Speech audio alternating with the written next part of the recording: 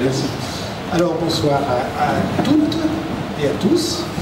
En vous remerciant d'être là dans ce temple de la consommation. C'est la première fois, je dois dire, que j'interviens dans un tel lieu. J'ai plutôt l'habitude des amphis d'étudiants. Là, je suis absolument touché au cœur presque. Il s'agit en effet de vous parler de femmes, et on sait que les femmes, les dames, n'est-ce pas, sont des grandes consommatrices. Hein. C'est Émile Zola qui déjà a écrit un ouvrage au bonheur des dames, et vous savez avec quel succès.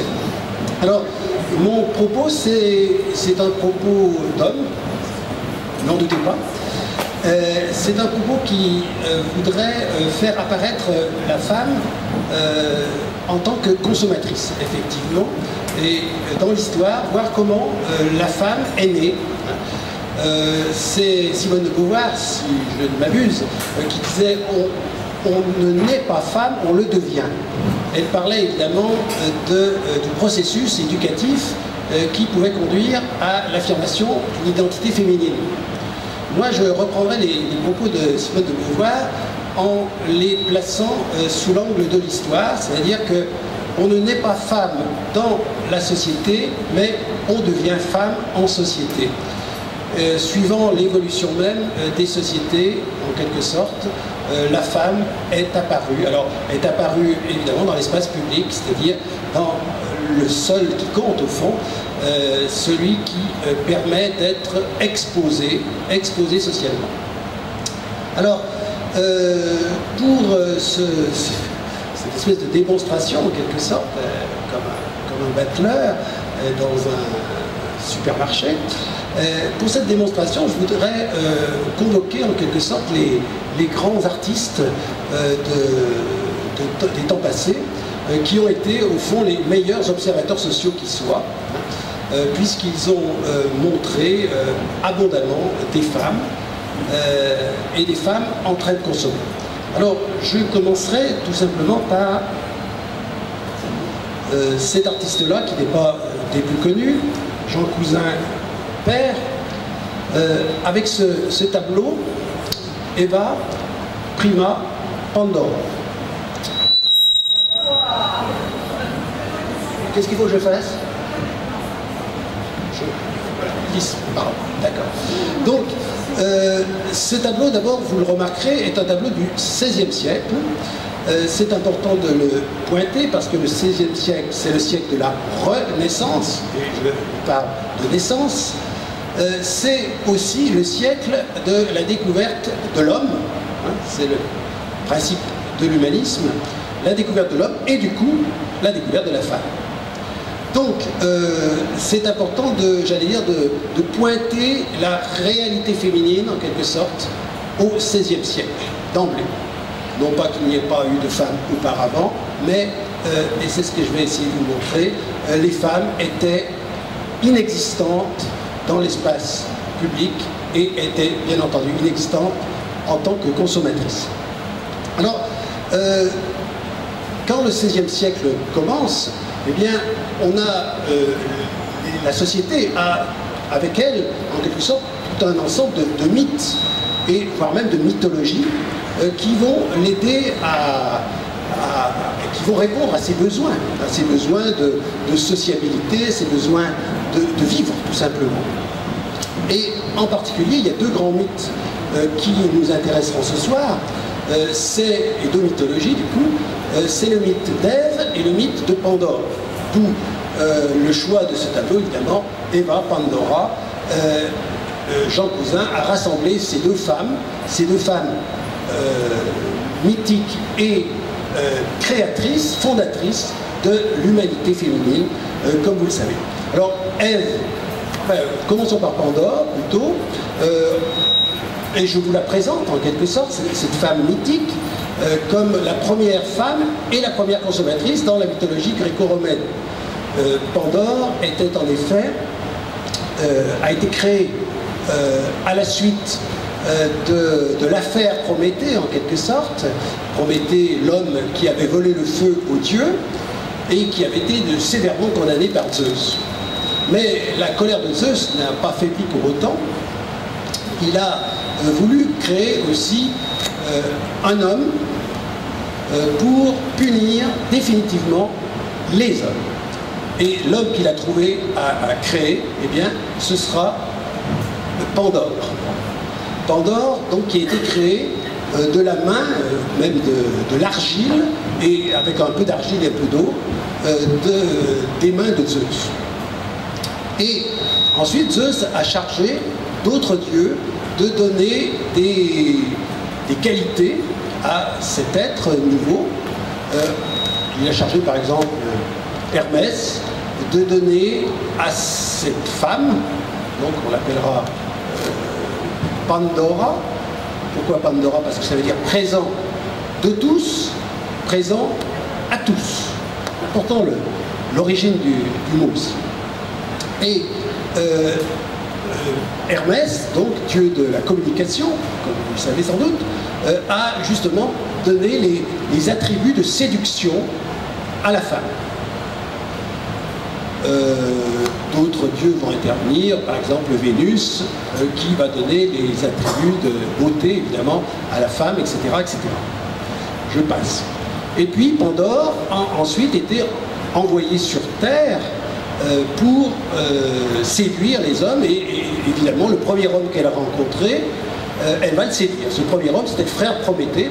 Prométhée était occupé ailleurs, si j'ose dire, parce qu'il était enchaîné. Et vous savez que, au fond, c'est un exemple de consommation abusive, puisque le châtiment de Zeus était faire manger le foie toujours renaissant de Prométhée par un aigle. Donc c'est une surconsommation évidente. Et le frère donc, de Prométhée était libre, lui, de ses mouvements, et il est tombé immédiatement amoureux de Pandore. Donc cette femme qui a été associée à cet homme sont, dans la mythologie gréco-latine, les premiers hommes, et vont donner naissance donc à toute l'humanité. Or, Pandore, vous le savez maintenant, a évidemment ouvert la fameuse jarre qui contenait tous les maux, les vices et les fléaux qui vont ravager la vie de l'homme.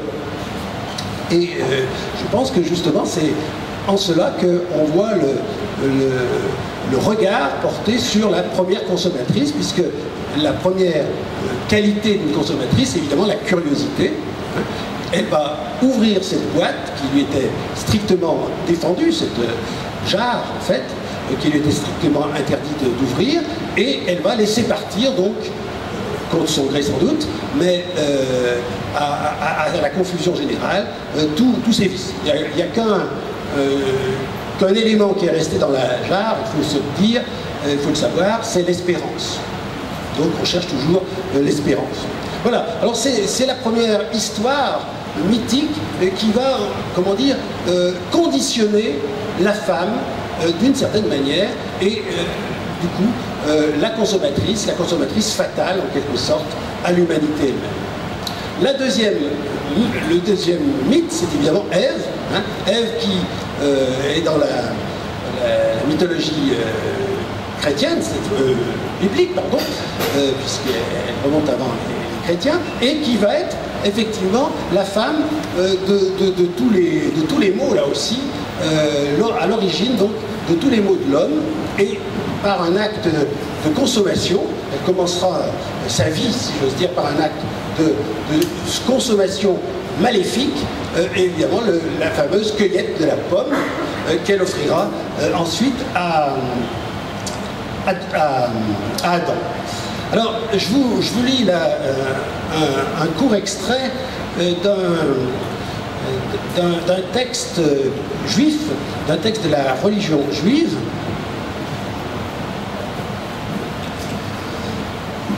qui explique un peu mieux les choses. Ce texte, c'est un texte extrait de la Haggadah.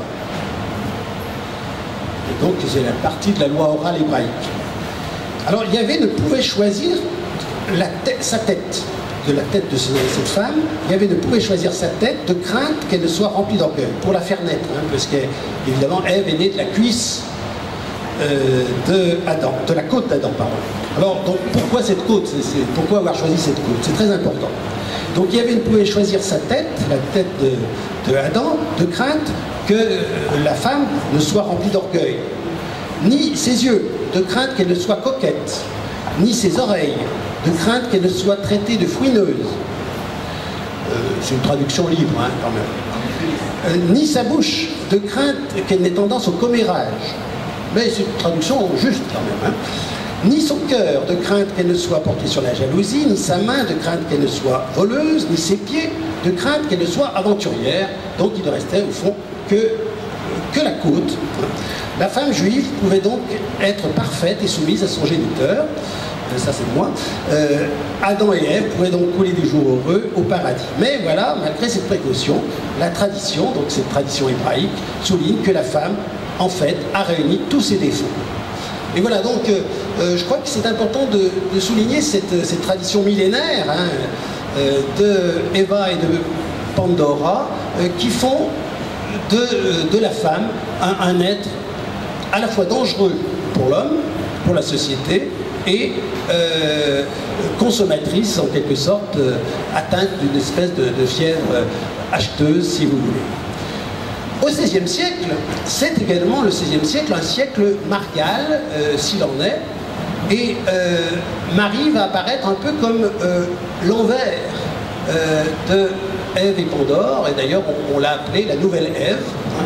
On l'a appelée la nouvelle Ève parce qu'elle est chargée évidemment de récupérer l'affaire du péché originel et par une vie absolument exemplaire et une attitude extrêmement soumise à l'autorité de son fils, hein, comme on le voit sur cette enluminure de 1500, hein, où on voit même l'enfant faire la leçon à la femme, à sa mère. Alors c'est assez intéressant aussi parce que c'est un renversement complet des perspectives pédagogiques dès cette époque. Hein. Aujourd'hui, on sait que l'enfant est au cœur du système éducatif, et bien là, effectivement, c'était déjà le cas, en somme, et c'est l'enfant qui fait la leçon à sa mère, qui est, elle, toute soumission, toute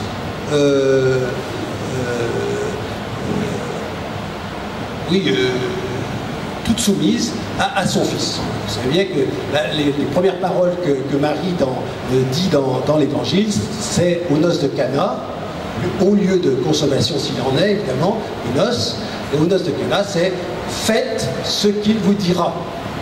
Et à ce moment-là, l'enfant transforme, enfin qui est déjà un jeune homme, l'enfant transforme l'eau en vin. Acte consumériste en quelque sorte, tout à fait magique. Alors, je vais un petit peu vite, mais quand même, le XVIe siècle, c'est aussi le siècle, évidemment, des sorcières, hein, des femmes fatales, bien réelles, mais en même temps surnaturelles, bien entendu. Alors, vous avez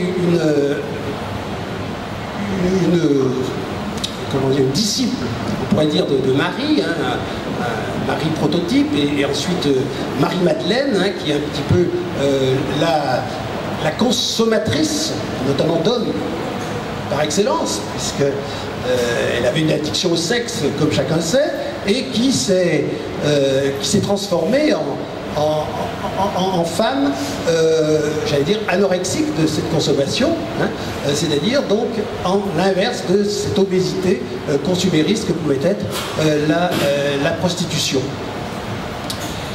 Et là, on la voit donc dans un tableau du Titien faire pénitence et adorer l'hostie.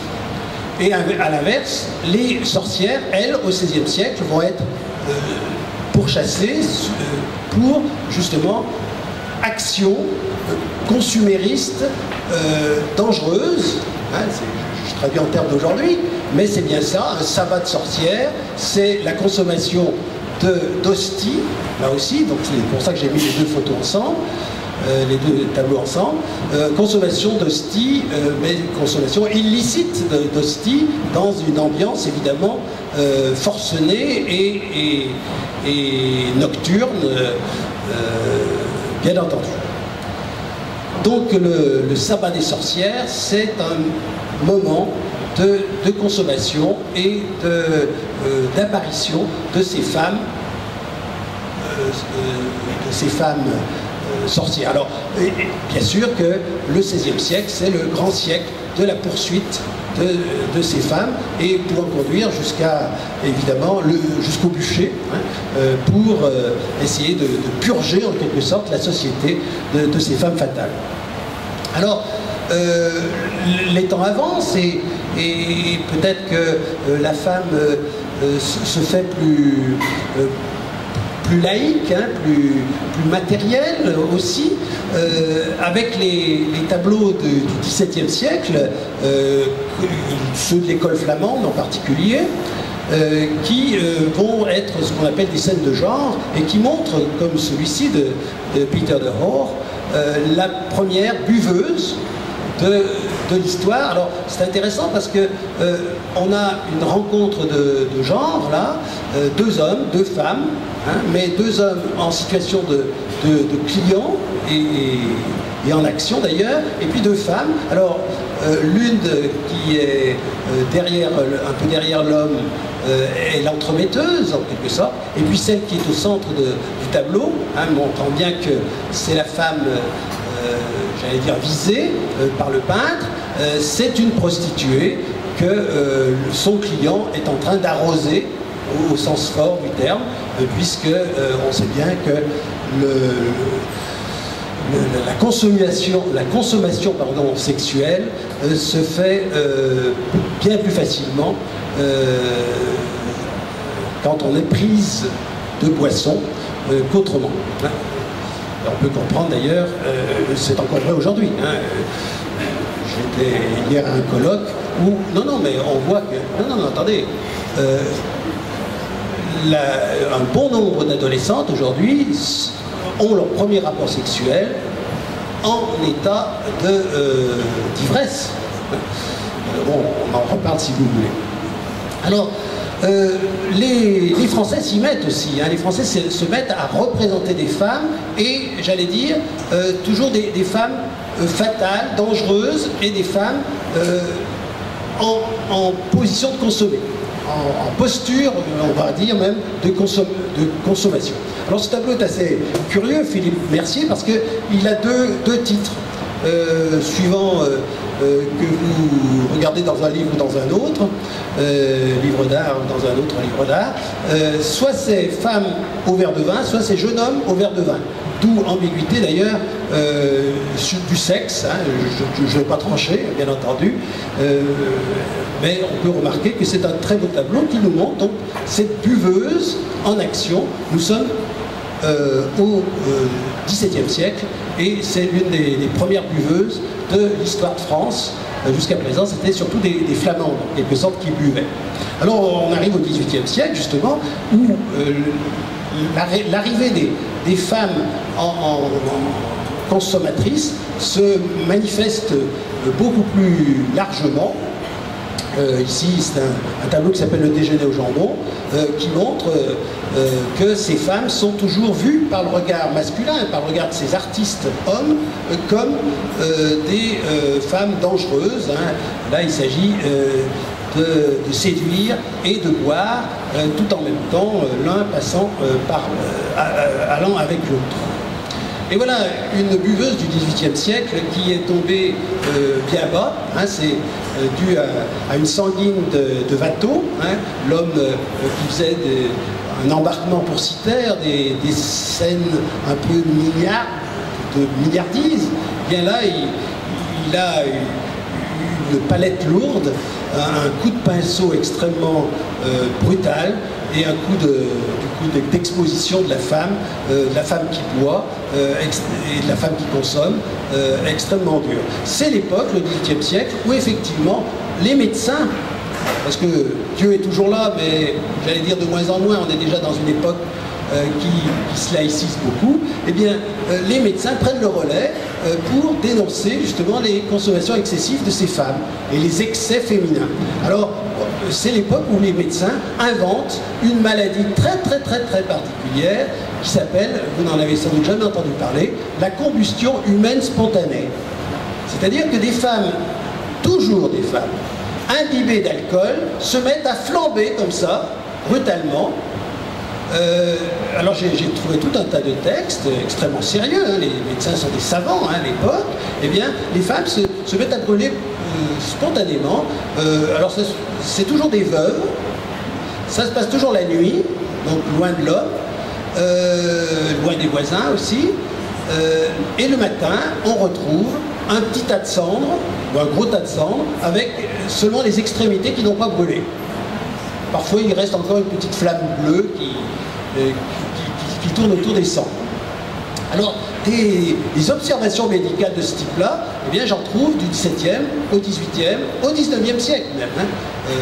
Émile Zola, dont je parlais tout à l'heure, lui qui était pourtant assez positiviste, assez rationaliste, eh bien, n'a pas hésité à mettre dans le Docteur Pascal une scène de combustion humaine spontanée. C'était pourtant déjà en 1880. Donc vous voyez, c'est une manière de disqualifier évidemment les femmes qui consomment et de les montrer comme, dès qu'elles consomment, comme excessives. Alors, pourtant, il est déjà des femmes, il se trouve déjà des femmes, j'allais dire des femmes d'exception, pour profiter presque de cette situation pour exister et pour leur égalité avec les hommes. Et dès le XVIe siècle, on a donc ce que j'appellerais, je n'hésiterai pas à appeler des féministes consommatrices, comme Catherine de Médicis.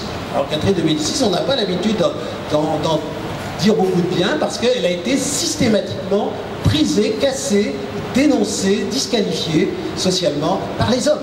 Hein. C'est donc une femme qui a osé être reine alors que la loi salique l'interdisait. Hein, une femme qui a eu un règne particulièrement agité, certes, mais qui a, sous le règne théorique de Charles VIII et ensuite, enfin, entre Henri II et Henri III, zut, j'oublie, François II, voilà, Charles VIII et François II, eh bien, c'était des règnes de rois minoritaires, donc du coup, la reine était régente. Et à ce moment-là, évidemment, il y avait beaucoup de problèmes dans le royaume de France. Et cette reine, pour exister justement, a su surconsommer, ou a dû surconsommer. Alors surconsommer de tout, des bijoux, des vêtements, tout ça pour apparaître, n'est-ce pas, à la hauteur, en quelque sorte, de la tâche, mais aussi, bien sûr, faisant appel aux plus grands artistes, donc s'entourant de véritables cours d'artistes, hein, comme Philippe Germain Pilon, sculpteur extrêmement connu, qui a sculpté donc, ce superbe catafalque funèbre pour Henri II et sa femme, Catherine de Médicis. Elle avait aussi non seulement la concurrence des hommes, en quelque sorte pour gouverner, mais elle avait aussi la concurrence d'une femme, Diane de Poitiers, maîtresse officielle d'Henri II, et elle-même surconsommatrice, Diane de Poitiers, puisqu'elle en est même morte de sa surconsommation, on le sait maintenant, il y a peu de temps, on vient de découvrir les causes de la mort de Diane de Poitiers. On croyait que c'était Catherine de Médicis qui l'avait empoisonnée, parce que Catherine de Médicis, comme toute sorcière, désignée, en quelque sorte, maîtrisait très bien l'art des poisons et des plantes, donc elle aurait pu assassiner Diane de Poitiers, mais là, elle n'en a même pas eu besoin, c'est tout simplement à cause du phare à la Céruse d'or que se mettait abondamment Diane de Poitiers pour rester jeune, déjà cette idée du jeunisme, et pour donc séduire et continuer à séduire Henri II. Diane de Poitiers est donc morte d'une overdose de maquillage. Méfiez-vous, je le dis, aux Galeries Lafayette, bien sûr. Une autre femme d'exception, j'en ai des dizaines, heureusement, mais la Pompadour, hein, j'allais dire encore pire que Catherine de Médicis au XVIIIe siècle, cette fois, la Pompadour qui est née Jeanne Poisson, donc qui a dû monter vraiment toute la hiérarchie pour régner à la place de son cher amant Louis XV. Hein. La Pompadour qui a, elle aussi, surconsommé d'abondance, en utilisant des produits d'exception eux aussi, des produits importés, par exemple comme ici, le chocolat. Le chocolat qui était un produit qui était très utilisé par la Pompadour parce qu'il avait la vertu, pensait-on, d'être aphrodisiaque.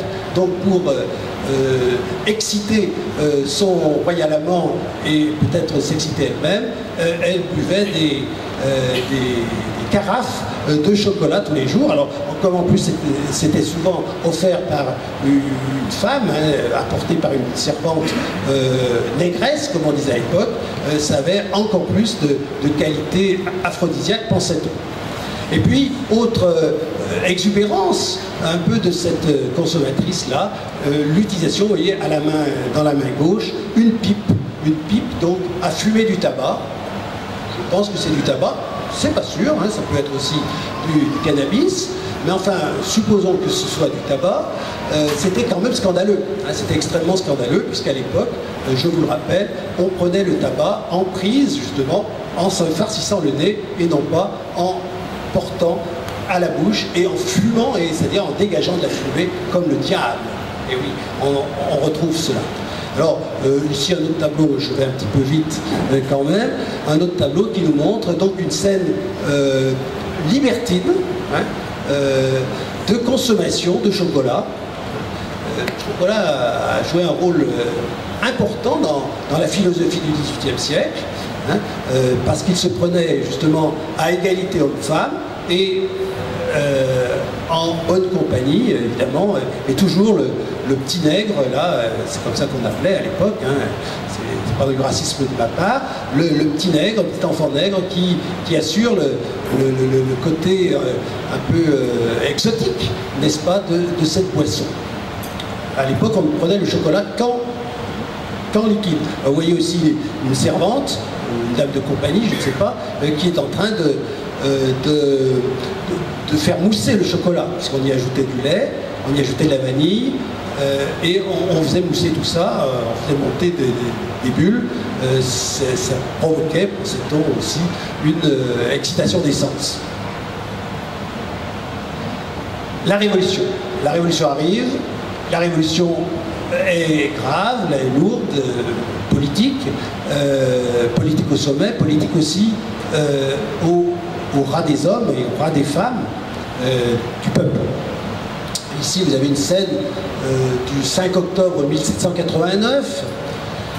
Les droits de l'homme viennent tout juste d'être manifestés à l'opinion publique, mais ça ne résout pas du tout la crise économique. Tiens, j'ai déjà entendu cet argument-là. Et il faut trouver les moyens de consommer pour vivre, hein, tout simplement. Alors, les femmes des Halles, c'est déjà le bonheur des dames, hein, les Halles de Paris, vont se précipiter à Versailles. Il y a quand même 30 km, hein, c'est pas tout proche. Elles vont mettre une grosse journée pour cela. Elles vont aller chercher le boulanger, la boulangère et le petit mitron, c'est-à-dire qu'on prenait Louis XVI, Marie-Antoinette, grande consommatrice aussi s'il en est, et le dauphin. Alors, en partant et en passant dans les rues de Paris, elles embarquent de force, comme on le voit à l'extrémité à gauche, des femmes, disons, de la bonne société, parce qu'elles sont des arrangères, des femmes vraiment du peuple et du petit peuple. Elles embarquent de force des femmes, donc presque les classes moyennes, si on ose le dire, hein, et qui vont donc effectivement provoquer un séisme dans la monarchie, puisqu'elles vont ramener les cadres dirigeants de l'État dans la nouvelle capitale qui sera désormais Paris. Alors, le 19e siècle, c'est le siècle de la révolution politique, je viens de le dire, mais aussi de la révolution économique, hein, avec la mise en place par exemple de grandes entreprises industrielles, mais aussi de grandes surfaces commerciales, hein, le bonheur des dames de Zola, mais évidemment les galeries Lafayette en bout de course, au bout de siècle plus exactement, et surtout donc la mise à disposition à un public, c'est l'époque de la mise à disposition à un public de plus en plus large de produits toujours plus raffinés, toujours plus précis, avec des techniques de vente qui se diversifient, qui s'imposent, et notamment qui vont imposer bien souvent l'image de la femme, hein, comme objet publicitaire majeur. Alors c'est aux femmes qu'on s'adresse par la femme qui se fait publicité. Alors je pris là deux exemples très simples. À gauche, l'exemple de la saxoléine, qui c'est pas très ragoûtant a priori, c'est une huile de pétrole, c'est un pétrole donc qui sert pour les lampes. Hein, donc c'est pas très, c'est vraiment ménager, hein, à une époque où il n'y a pas d'électricité, mais vous voyez qu'on transforme ce produit très grossier, on va dire, en produit de chic. Hein, c'est pas du parfum, mais presque, hein, et distribué en quelque sorte par cette belle femme vêtue au canon de la mode de l'époque, c'est-à-dire on voit bien on sent bien qu'il y a un corset sous la robe qui lui permet d'avoir cette taille particulièrement fine, hein, et qui met en valeur ses fesses et ses épaules et sa poitrine. Donc j'allais dire tout se tient, hein. On a vraiment avec le 19e siècle le grand début d'une consommation de masse, un grand début de la mode aussi, et donc des changements des produits de consommation, et grand début donc de la femme qui consomme. Alors à droite vous avez évidemment encore un regard artistique, c'est celui d'Alphonse Mucha sur un produit qui devient non pas populaire mais quand même un peu plus répandu, qui est le champagne, hein. Alors c'est le champagne Moët & Chandon en l'occurrence, pour lequel l'artiste Mucha a réalisé cette affiche et a inventé en même temps un nouveau style artistique qui est l'art nouveau, hein, tout simplement, à base de femmes, de fleurs, de feuillages et de courbes généreuses comme les allures féminines, bien entendu. Alors, au 19e siècle, tout le monde ne peut pas accéder très commodément encore à toutes les consommations, donc il y a évidemment des femmes qui trichent, hein, des femmes qui volent, hein, et les domestiques, qui sont essentiellement des femmes, sont souvent considérées comme des voleuses, hein, des voleuses de produits ménagers, comme ici la cave du maître, hein, la serveuse qui se sert, qui goûte le vin en quelque sorte avant de l'apporter sur la table. Alors c'est aussi l'époque, vous voyez, 19e siècle, où on invente des mots qui font mouche et qui font mal à l'image des femmes, hein. C'est toujours les femmes qui sont kleptomanes, hein, qui ont cette manie de voler, et je pense qu'aux Nouvelles Galeries comme ailleurs, si on fait des sondages statistiques, peut-être qu'on trouve davantage aujourd'hui encore de femmes qui volent que d'hommes, hein. C'est possible, je me hasarderais peut-être même à le dire. Donc la kleptomanie est inventée au 19e siècle, ainsi que évidemment l'alcoolomanie, qui va être là aussi une manie considérée très du côté des femmes. Autre mal et autre plaisir aussi, la fume, hein, bien entendu, le plaisir désormais au 19e siècle de tirer sur une cigarette, et sur cette affiche de débit de tabac du milieu du 19e siècle, eh bien, on voit toute la société fumeuse, hein, et en fumée, par la même occasion. C'est une époque où la fumée fait moderne, la fumée fait vraiment dans le vent, hein, si j'ose dire. Hein. Je crois que ça, en 2013, il faut se le rappeler, il fut un temps long, assez long, où la fumée était vraiment dans tout l'espace social, et dans cet espace social, au milieu des hommes, eh bien, vous avez une femme qui fume. Alors, un drôle de petit cylindre, que George Sand va finir par appeler la cigarette. Parce que c'est George Sand qui a été la première à donner ce nom à ce petit cylindre, qui n'était jamais qu'un petit cigare, que l'on avait appelé dans les années 1820 un cigaret. Le cigaret, c'était un petit cigare, donc c'était tout juste bon pour les hommes un peu efféminés qui étaient faibles de constitution et à qui un gros cigare pouvait un peu provoquer une ivresse. Donc on leur concédait un cigaret. Et puis les femmes, et notamment les lionnes du genre George Sand, et je vais vous le montrer, vont se mettre à propager le cigaret et donc la cigarette d'après le nom de George Sand. Alors ici vous avez deux éléments représentatifs de George Sand. À gauche, une caricature. Hein, alors, les hommes n'aiment pas George Sand, hein, du moins les machistes, hein, et ils sont nombreux évidemment dans les années 1820, 1830, 1840.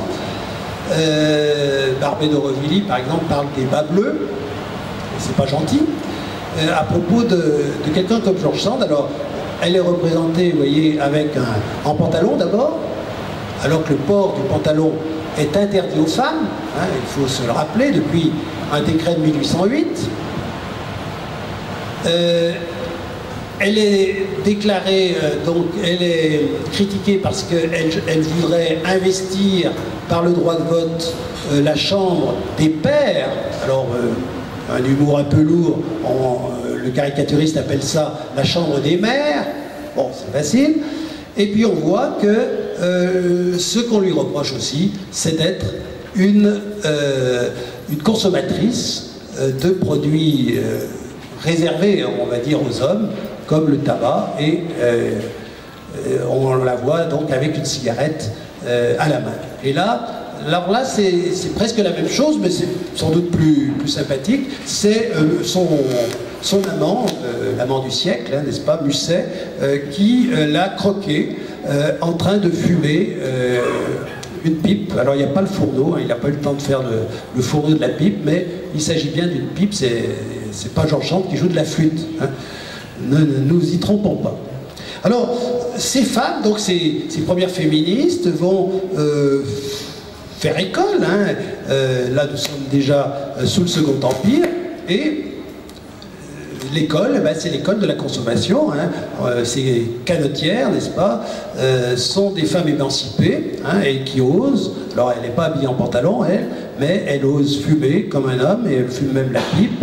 Elle ose boire comme un homme, bien entendu. Vous voyez donc cette idée de surconsommer, de se montrer en train de consommer, en tous les cas, qui est une caractéristique de ces femmes qui osent s'émanciper. Alors, à la fin du 19e siècle, il y a une autre forme d'émancipation, j'allais dire même les bourgeoises s'y risquent, c'est de monter à vélo, hein, parce que prendre le vélo, c'est évidemment acquérir une réelle autonomie de déplacement, et puis c'est aussi la possibilité d'adopter des vêtements plus courts, hein, la jupe courte, voire même la jupe culotte, voire même le fameux pantalon. Alors, il faudra attendre pour le pantalon un décret de 1909 pour que le port du pantalon soit autorisé, mais uniquement pour faire du vélo. Hein. Il faudra attendre 2012 pour que le décret de 1808 qui interdisait le port du pantalon en ville aux femmes soit levé. Attention, je ne sais pas s'il y a des femmes parmi nous qui ont des pantalons, mais je vous trouve extrêmement audacieuse. Hein. Alors, femmes qui osent se montrer, femmes qui osent se montrer ensemble, femmes qui ne sont pas nécessairement à la botte de l'homme et sous le regard de l'homme. Vous voyez, ces dîneuses hein, de la fin du 19e siècle, 1885, osent faire un repas entre copines, tout simplement. Et quel repas? Eh bien, un repas gastronomique, parce que c'est des femmes de la bourgeoisie, c'est des femmes qui aiment bien vivre, et c'est des femmes, vous voyez, qui se servent elles-mêmes du champagne, parce que le champagne, c'est ce que disait la Pompadour, c'est le vin qui donne du charme aux femmes. Hein, elle disait exactement, c'est le seul vin qui permet aux femmes de ne pas s'enlaidir. Voilà. En tous les cas, à la fin du 19e siècle, un siècle après, boire du champagne pour une femme, c'est tout à fait recommandé. Dès lors que ces femmes veulent, c'est toujours pareil, apparaître en société.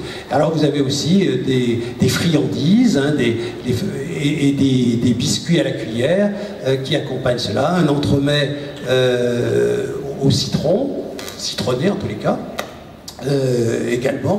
Donc on voit ces femmes qui utilisent leur envie consumériste pour être dans l'espace, exister tout simplement, et socialement exister. Alors il y en a qui vont très loin dans cette existence, hein, cette présence au monde, jusqu'à effectivement être des égéries, des meneuses d'hommes, hein, comme cette demi-mondaine des années 20, vous voyez, elle a déjà, c'est la garçonne, ça pourrait être Colette, hein, d'une certaine manière. Alors, femmes publiques, femmes addictes, hein, les unes et les autres se confondent un peu, hein, mais j'allais dire une addiction pour la bonne cause des femmes. Alors évidemment, la légende n'est pas sympathique, hein, parce que c'est un journal d'hommes qui publie cela, c'est tout simplement, je crois, l'assiette au beurre. Donc la légende, c'est ceci: ni épouse, ni mère, citoyenne. La femme élèvera son sexe à la hauteur de celui du mâle. Méditez ça. Alors, les hommes réagissent. Les hommes essayent de lutter contre cette volonté d'émancipation féminine par la consommation. Et effectivement, c'est les médecins, évidemment, qui sont en première ligne et qui vont montrer la gravité de ce que représente la surconsommation féminine, hein, donc avec l'image de la pocharde, c'est déjà à l'époque, attention, fumer nuit au fœtus, hein, fumer, pas boire aussi, nuit à la reproduction. Et on a là donc des exemples de pocharde, de clocharde, de femmes donc indignes et qui perdraient en quelque sorte par leur surconsommation leur féminité et tout simplement leur place humaine, c'est-à-dire c'est animalisme. C'est même les peintres, évidemment, c'est dans un café d'Edgar Degas, Édouard Degas, qui montre une pocharde qui est en train de consommer une absinthe et qui est beaucoup plus maltraité, on va dire, que le buveur d'absinthe qui est à côté d'elle. Et puis alors tous les peintres s'y mettent, toute une série de tableaux en quelque sorte, notamment de Picasso, hein, qui nous montre la buveuse d'absinthe dans des positions, dans des postures extrêmement déplaisantes, où aussi Picasso a croqué aussi des femmes en train de fumer et de manière fort peu sympathique.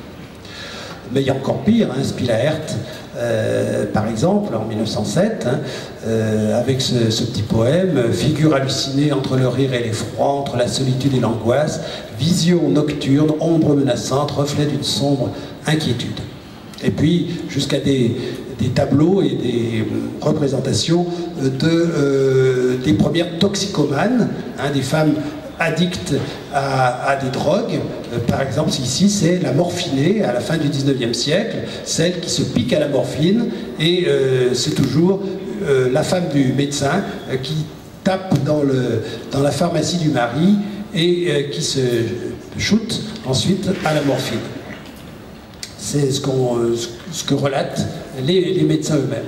Alors voilà, on est passé donc à un regard extrêmement disqualifiant, extrêmement dur des femmes, et c'est bien pour empêcher les femmes d'arriver à égalité. Hein.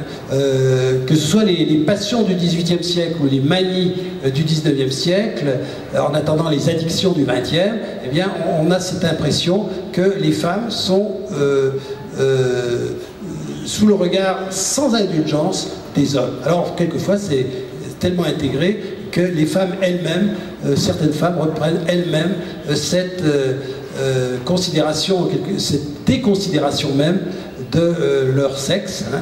Voilà une certaine Marie-Madeleine de France qui publie donc La psychologie des filles pour l'instruction des garçons en 1947, 2 ans avant le deuxième sexe de Simone de Beauvoir, hein, et qui assure en quelque sorte de l'inégalité d'intelligence entre l'homme et la femme, et donc de la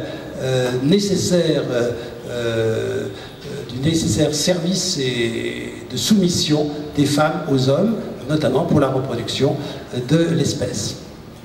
Alors, voilà, je conclus comme ça, de manière quand même que je voudrais positive, c'est-à-dire que montrer que c'est par la consommation, et peut-être même parfois la surconsommation, que les femmes peuvent et arrivent effectivement à être femmes.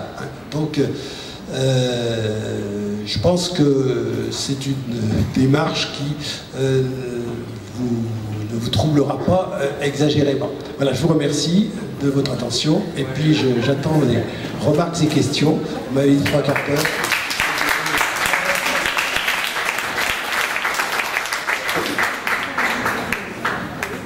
J'ai conscience d'avoir pris beaucoup de risques en vous disant tout cela. Bon, tant pis, tirez sur le pianiste à feu nourri. Allô? Ah oui. Oui, bonjour. C'était pour faire une critique, en fait, une petite. Peut-être qu'elle vous permettra de justifier votre axe. C'est-à-dire que vous avez dit au début que la femme ne doit pas... Enfin, elle doit devenir une femme. Et vous avez choisi de dire que c'était à travers la consommation qu'elle devenait une femme. Mais peut-être que vous auriez pu peut-être en parler aussi de la libération de son rôle à travers, face à l'homme, et au fur et à mesure dans le temps. Et la consommation, est-ce que finalement elle ne consommait pas juste autant que l'homme, et dire que la femme s'émancipe à travers la consommation, je trouve ça un petit peu, pas réducteur, mais voire outrancier, je sais pas, mais c'est un petit peu délicat, je trouve, de dire que la femme peut s'émanciper juste à travers l'achat compulsif, et je sais pas s'il n'y a pas d'autres textes relatant son détachement au fur et à mesure de ses rôles assez classiques et primaires. Bien, merci de cette remarque qui m'oblige à préciser les choses. Alors, je dirais simplement que pendant des siècles, les femmes ont d'abord été astreintes à domicile, à des tâches domiciliaires, parmi lesquelles, évidemment, le service de reproduction, en quelque sorte. Hein. Je le dis un peu brutalement et méchamment, mais c'est quand même quelque chose, ou le service ménager, hein, tout simplement. Et puis, elles ont essayé et réussi parfois à conquérir l'espace public.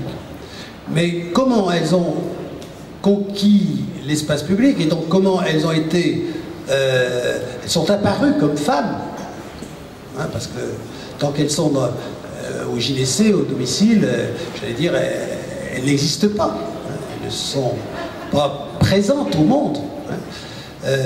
Eh bien, elles ont réussi à apparaître dans ce monde, justement, sous l'angle et par le travers, dans tous les sens du terme, de leur consommation. Je prends un petit exemple qui me vient en tête de l'époque romaine. C'est Pierre Larousse d'ailleurs qui ramène cet élément-là. Pierre Larousse qui était assez sexiste, hein, il faut le dire, bien qu'un homme de progrès et un grand républicain. Il rapporte que les matrones romaines donc devaient tous les matins être embrassées par leurs proches.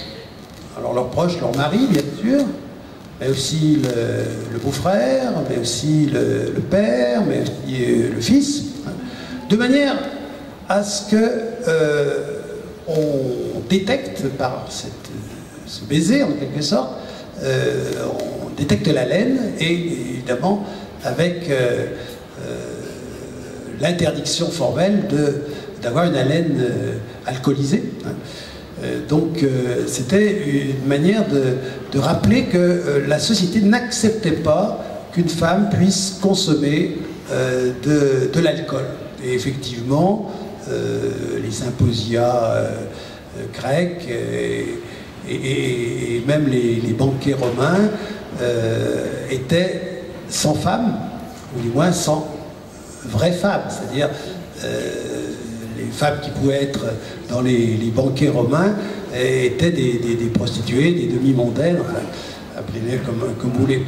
Donc je crois qu'il y avait cette idée d'entraver toute consommation des femmes et pour mieux, en quelque sorte, leur permettre d'assurer ces services domiciliaires que je citais tout à l'heure. Et c'est effectivement vraiment qu'à partir du XVIe siècle qu'on voit arriver ces femmes dans l'espace public, à la table des seigneurs, à la table royale aussi, tout un tas de tableaux qui le montrent bien, et dans un positionnement relativement égalitaire en quelque sorte, et dans un positionnement donc de consommation, une posture de consommation. Alors voilà, donc effectivement ce qui m'apparaît, que je sais que c'est pas un regard classique en histoire des femmes, mais je pense que c'est vraiment une nouvelle manière de voir considérer un peu ce processus d'émancipation des femmes, effectivement, par le biais de leur consommation. Et bien sûr qu'il va y avoir, et il peut y avoir des surconsommations, hein, des surconsommations négatives. Hein. Vous évoquiez donc ces achats compulsifs, hein, c'est vrai, ça existe. Bon, mais c'est pas pour autant que ça ne permet pas aussi de faire progresser la cause des femmes que de leur permettre d'accéder à tous les produits de consommation. Alors, voilà, je ne sais pas si j'ai bien répondu, mais... C'est moi qui ai le micro, donc du coup je vais pouvoir rebondir exactement sur ce que vous venez de dire. En fait, moi ce qui pourrait me poser problème, c'est que ces femmes, elles sont représentées non pas par des femmes, mais par des hommes. Donc en fait, effectivement, elles naissent, comme vous dites, hein, elles naissent femmes par la consommation. Non, ce sont les hommes qui la fixent dans une position de consommation. Alors, les hommes sont toujours... donc elles naissent... sont elles qui représentent toujours les femmes, ça c'est parfaitement exact. Et dès qu'elles sont représentées, les femmes, elles sont représentées comme des consommatrices dangereuses et ça provoque en quelque sorte leur consommation, provoquera en quelque sorte aussitôt une espèce de disqualification de leur état. Et ça, vraiment, on le voit, j'allais dire, pour tous les produits et presque donc systématiquement à partir du XVIe siècle. C'est très clair. Je pense quand même que les quelques documents que je vous ai montrés montrent justement à la fois ce besoin peut-être des hommes de montrer des femmes en état d'addiction, on va dire ça, justement, à la sauce moderne. Oui. On les montre en mauvaise position finalement, mais ne dit-on pas que depuis toujours la femme fait le bonheur de l'homme et aussi permet à un homme d'être ce qu'il est parce qu'il est justement bien accompagné. Et l'homme n'a-t-il pas peur justement de ces femmes qui sont arrivées, qu'on a montrées, qui sont devenues intellectuelles, qui sont devenues aussi indépendantes, chose qui n'était pas du tout auparavant. Donc est-ce que justement ces visions sont quand même très machistes et ne permettent pas de voir la femme par la femme et dans une évolution positive et une place que la femme tout simplement a prise et qu'elle doit prendre, parce que la société actuelle fait que la femme est obligée d'avoir sa place et de s'imposer aussi autant que l'homme. Je pense que nous disons la même chose. Hein. Je pense que nous disons tout à fait la même chose, c'est-à-dire qu'effectivement, les femmes vont marquer des points progressivement, malgré les hommes. Et quand une femme accompagne un homme, c'est juste simplement une posture seconde, hein, en quelque sorte, qui leur est proposée. Quand une femme, par contre, prend la tête d'un mouvement littéraire, artistique, etc., ça change tout. Hein. Et c'est pour ça que, je disais, elle surconsomme, elle se surexpose aussi d'ailleurs, hein, et donc les hommes vont avoir tendance un peu à la bombarder, on va dire, hein, mais en se surexposant, en surconsommant, elle parvient effectivement à cette égalité recherchée et à cette satisfaction en quelque sorte identitaire. En fait, ça reste quand même la licence de la femme dans les yeux des hommes. Oui, mais parce que, je suis désolé, mais bien sûr, la femme, historiquement, a toujours été vue par les hommes. C'est vrai que j'ai pas mis des tableaux de Marie Laurencin ou d'autres.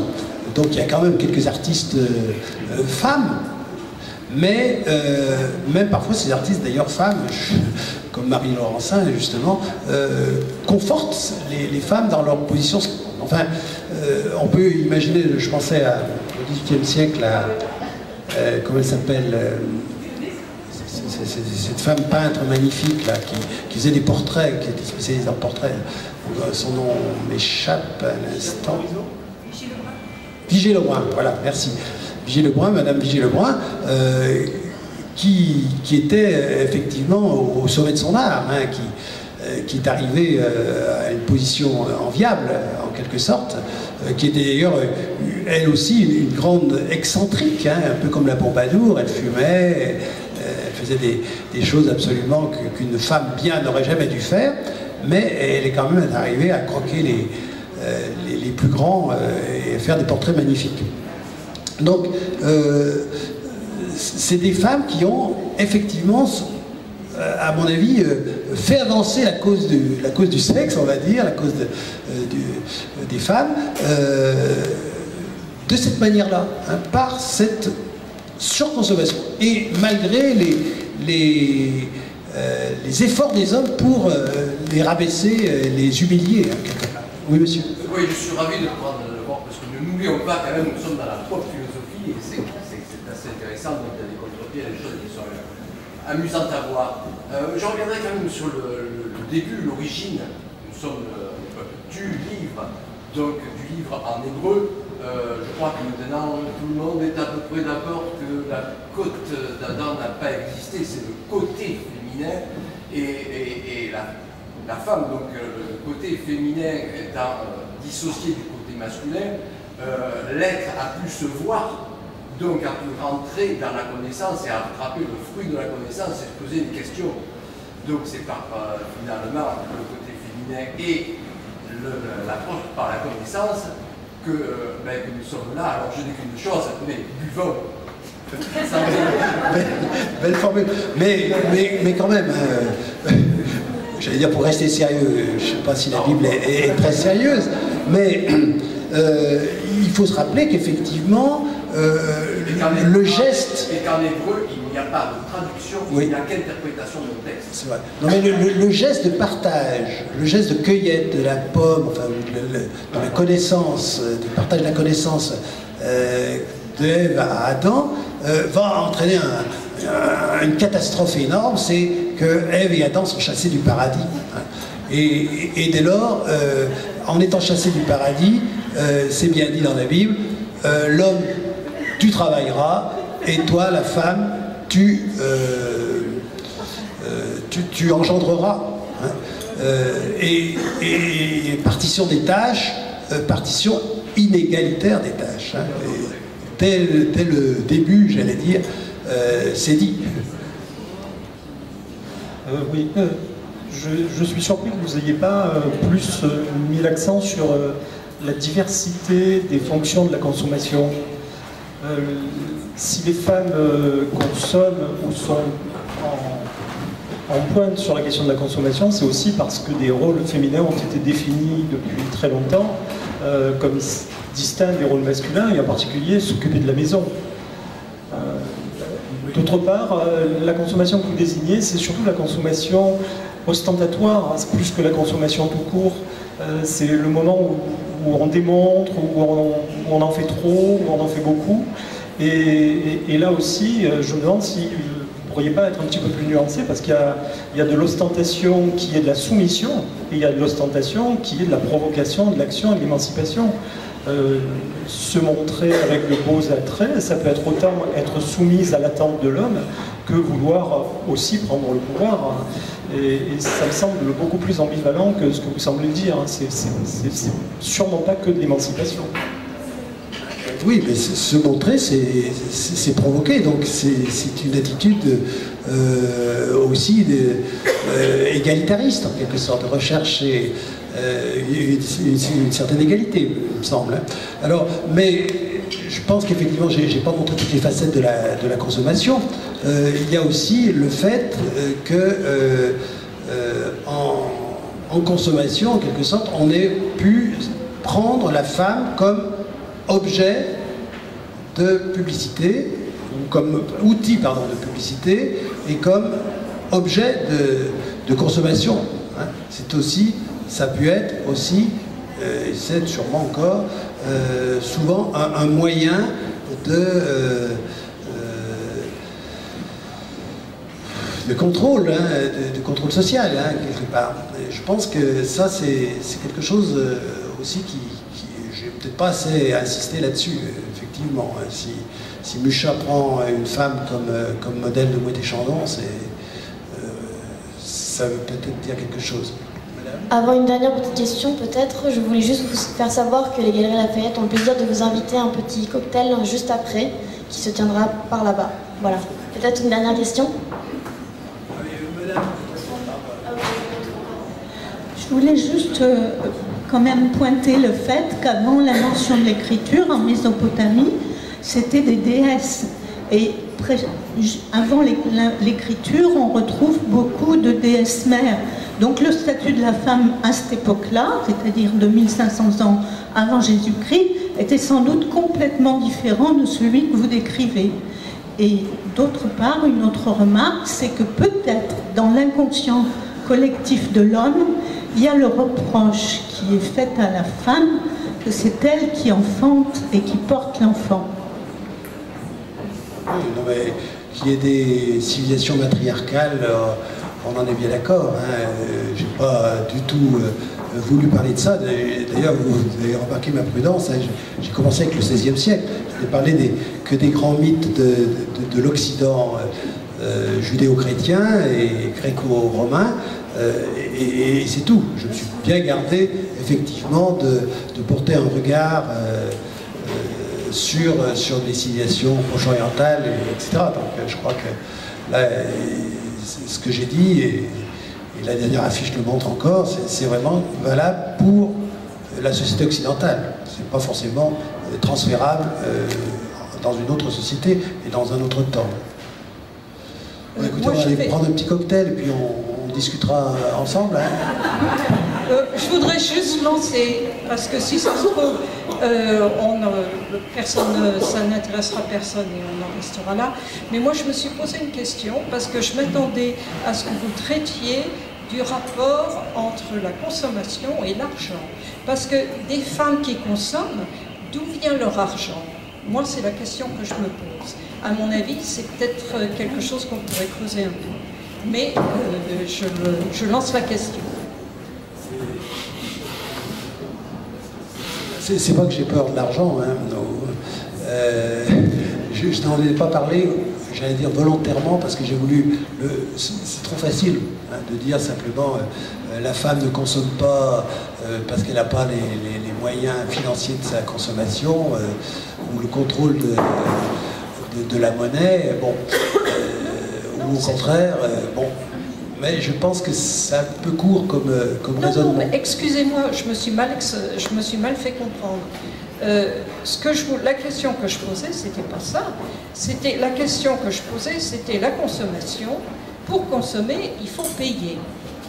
Bon, les femmes qui ne travaillent pas, leur argent leur vient de leur mari. Autrement dit, moi ce qui m'intéresse dans l'histoire, c'est le pouvoir. Donc c'est normal que celui qui paye décide à quoi va servir son argent. C'est comme ça dans la vie, hein, quand vous achetez quelque chose, c'est vous qui décidez ce pourquoi vous payez. Et c'est pour ça qu'il me semble que la vraie possibilité pour les femmes de s'émanciper, c'est de devenir indépendantes financièrement. Mais pour devenir indépendante financièrement, il faut qu'elle soit devenue indépendante mentalement et qu'elle soit dans une société qui leur permet de devenir indépendante. On est d'accord? Je me suis mieux exprimée peut-être. Oui, j'ai compris. Je suis tout à fait d'accord avec vous, hein, effectivement. Sans indépendance financière, pas d'émancipation possible. Voilà, c'est l'idée, tout à fait. Merci.